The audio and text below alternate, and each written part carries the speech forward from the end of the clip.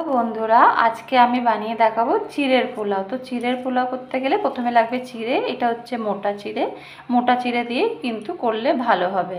লাগবে কাঁচা লঙ্কা কুচি, যে যতটা ঝাল খাবেন সেই হিসাবে। লাগবে আলুগুলোকে আমি এই ছোটো ছোটো করে কেটে নিয়েছি। লাগবে গাজরগুলোকেও ঠিক ছোটো ছোটো করে। লাগবে কারি পাতা, লাগবে ছোটো এইটুকুন একটু আদা, লাগবে হলুদ গুঁড়ো সামান্য অল্প, দেখতেই পাচ্ছেন হাফ চামচ মতন। লাগবে কাঁচা বাদামটাকে আমি ভেজে ভাজা বাদাম করে নিয়েছি। লাগবে স্বাদ মতন নুন, লাগবে স্বাদ মতন মিষ্টি, লাগবে গরম মশলা মানে ছোটো এলাচ, দারচিনি আর লং দুটো দুটো করে নিয়েছি। লাগবে হচ্ছে সর্ষের তেল, আর লাগবে হচ্ছে ঘি। এই ডিব্বার মধ্যে আমি ঘি রাখা রয়েছে। তাহলে সবার আগে আমি এই চিড়েটাকে ভালো করে ধুয়ে ঝুড়ির মধ্যে ছেঁকে নিই।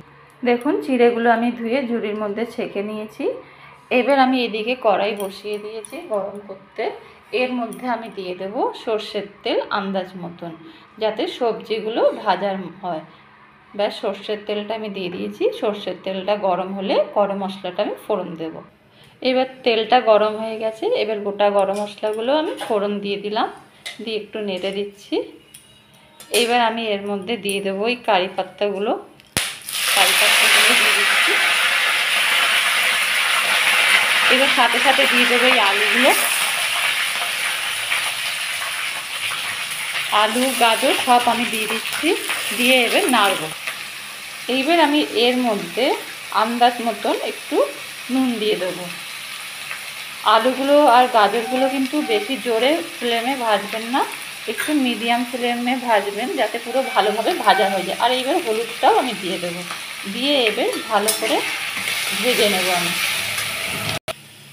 আমার এটা ভালো করে ভাজা হয়ে গেছে, আর একদম ভাজলেই আমার হয়ে যাবে। এইবার আমি এর মধ্যে কাঁচা লঙ্কাটা আর যে আদাটুক ছিল ওটাকে এইভাবে আমি ঘষে নিয়েছি, নিয়ে এইটাও আমি এর মধ্যে পুরোটা দিয়ে দিচ্ছি। দিয়ে আমি এবার এটাকে ভালো করে একটু নাড়াচাড়া করে নেব। এইবার আমি এর মধ্যে এই ভাজা বাদামগুলো ঢেলে দিলাম, দিয়ে আমি এবার একটু নাড়াচাড়া করে নেব। আমার সব কিছু ভাজা হয়ে গেছে। এইবার আমি এর মধ্যে এই চিড়েটা ঢেলে দেব। ঢেলে দিয়ে এইবার আমি ভালো করে নেড়ে দেব, পুরো যেন মিশে যায় একটার সাথে একটা, নুনটাও যেন চিড়ের মধ্যে ভালোভাবে ঢোকে। এখনই আমি এর মধ্যে মিষ্টিটাও দিয়ে দেব। যে যতটা মিষ্টি খেতে চান সেই হিসাবে মিষ্টিটা দেবেন। আমি এই 1 চামচ আর এই হাফ চামচ মিষ্টিটা দিয়ে ভালো করে নাড়ব। 1-2 মিনিট একটু নেড়ে তারপরে নামানোর সময় আমি একটু ঘি দিয়ে দেবো 1 চামচ। আমার কিন্তু পোলাওটা কিন্তু একদম রেডি, ঝরঝরে।